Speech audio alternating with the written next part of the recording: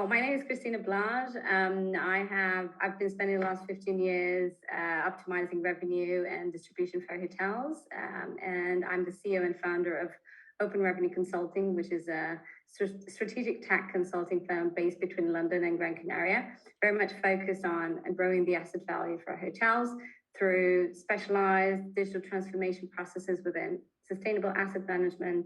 revenue, marketing, and guest experience.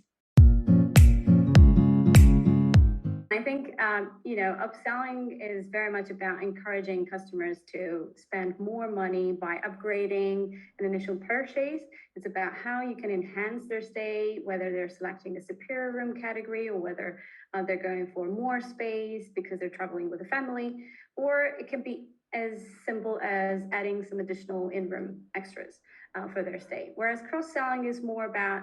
persuading that customer to buy additional products and services, that are related to the initial purchase, that complement the initial purchase, but it's about leveraging those ancillary revenues and, whether they're available in-house, amenities that are available around the hotel, or could be, working with the local partnerships and,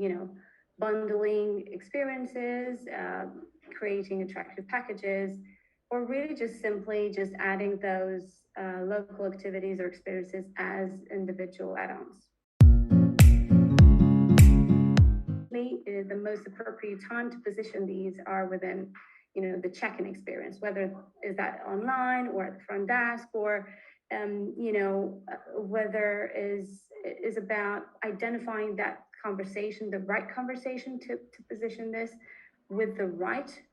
incentive, the right attractive incentive to the right customer. And I think we all sort of agree that it costs us 5 times more to acquire a new customer, whereas upselling to existing customers is so much easier. It just reduces our marketing or our sales cost by half, really. And I think it's another opportunity to reward those existing customers with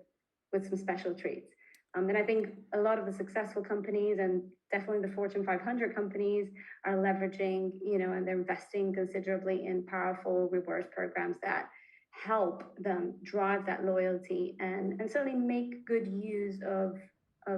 hotel amenities. I think from a more practical sort of standpoint, if we think of check-in, for instance, it provides the solution, the technology to help hotels ingest a lot of that myriad of guest personal details, whether it's the date of birth, their gender, the number of guests, when they're doing the check-in, when their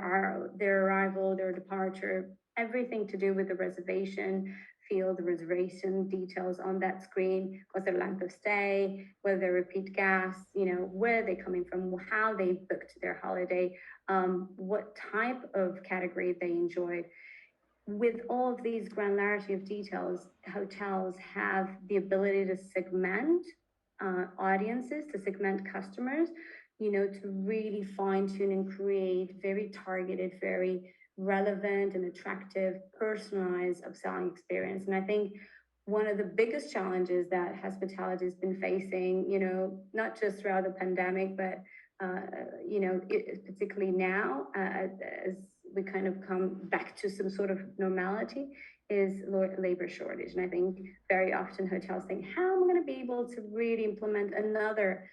technology in this entire tech stack and make it work and integrate it? And I think that labor shortage, or what we need to really mentalize, is that it does have a knock-on impact on the guest experience. It impacts the ability for a hotel to grow. So unless we adopt technology and we leverage the power of integrations and automating a lot of these tasks to enable us to scale the business, to personalize it and communicate more effectively with the guests, it's much more difficult. So I think upselling, can be really easily achieved, whether it's, before the guest arrives, through that contactless check-in, check-out experience, or as we mentioned a little bit earlier, throughout the guest journey, through all of that conversational marketing and, automating that guest communication. I think the benefits are numerous, but I think it's interesting to just point out that, barely about a third of hotels out there are actually making additional experiences available within their channels, within their branded channels, which really is a missed opportunity because upselling is something that's very easy available and possible to implement in any size hotel, irrespective of whether they have amenities on site or whether they work these through other local partnerships. Yeah, I think being successful with upsell and cross sell is very much to do with focusing on those customers that you know have a need for that service or have a preference for that service, and is about how can I ensure that that upsell offer or cross sell offer adds value to them and is attractive enough that they're able to take advantage of straight away. Whether you want to put a countdown sort of approach and it's available now or it's available today. But I think the granularity around segmentation and making sure that you understand the booker's profile and their intent to buy and how their purchase history and their preferences, helps you design those strategies that are really targeted, and you avoid placing redundant offers in front of customers that perhaps have already enjoyed that purchase, they've already bought that particular experience, or maybe they're in an age group or in an interest group that it doesn't apply. Maybe it's a corporate guest versus a leisure guest, so very completely different perspectives of how they can enjoy the amenities of a hotel. But also, you want to make sure that you limit the amount of choices you want to make available to the guest, so it's not completely bombarded and overwhelmed by the choices. And you look at what is the likelihood of that guest purchasing that particular amenity. And I think overall is about how do you make that amenity attractive, but using more of emotive type of language and photography to present, to describe, to create a story around that particular amenity or experience. And I think that's where content marketing comes into place. And I think it's not just for travel tax. It's very important for hotels to be able to leverage it. And I think once all of these strategies are put together, they are in place, it's a lot easier with technology to automate them and to suggest these attractive offers personalized to each guest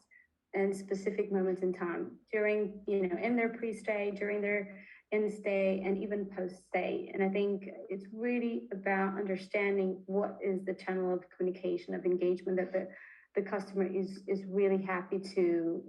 communicate through, and he feels comfortable and he has less pressure to purchase one experience or another.